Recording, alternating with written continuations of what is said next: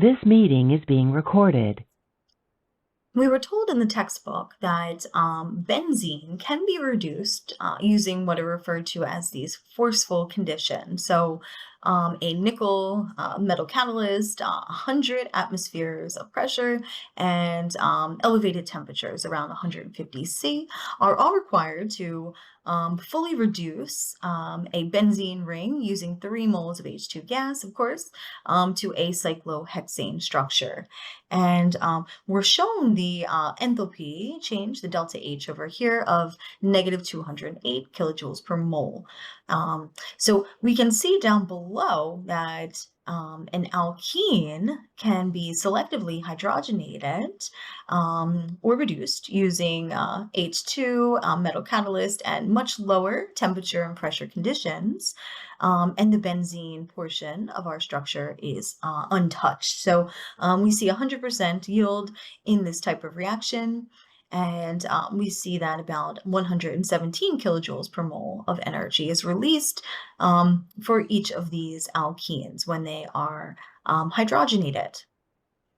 So we can also reduce benzene selectively doing a Birch reduction here. So it's an incomplete type of reduction where only one of the pi bonds is reduced. And this mechanism, we're told, is similar to the dissolving metal reduction of an alkyne. So we see sodium metal used in methanol and ammonia here. And notice that the two sites that are reduced, these would be those sp3, now hybridized carbons. They are across from one another in the ring. So here's the that incomplete reduction.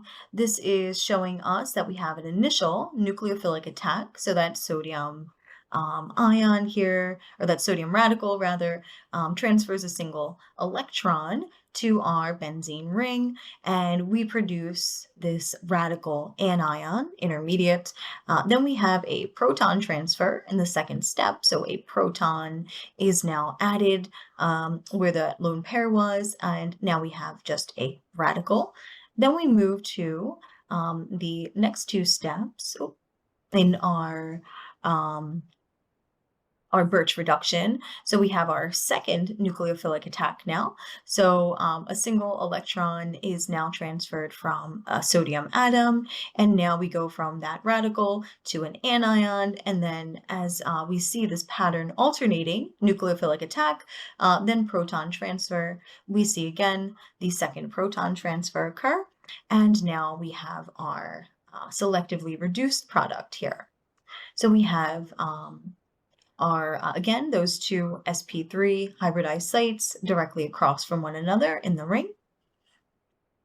And as I mentioned before, this is referred to as an incomplete reduction because we only have these two sites that have been reduced using this process. If we have a substituent, such as an alkyl side group on our benzene ring, we notice that there's some radioselectivity. And the product that we see where the alkyl group is, it would not be reduced. So that is the radioselectivity of this type of Birch reduction when we have an alkyl side group. And the reasoning for this is that the alkyl group is considered an electron donating group, and it can destabilize the radical anion intermediate. So our product that we would expect without that alkyl side group is not going to be observed.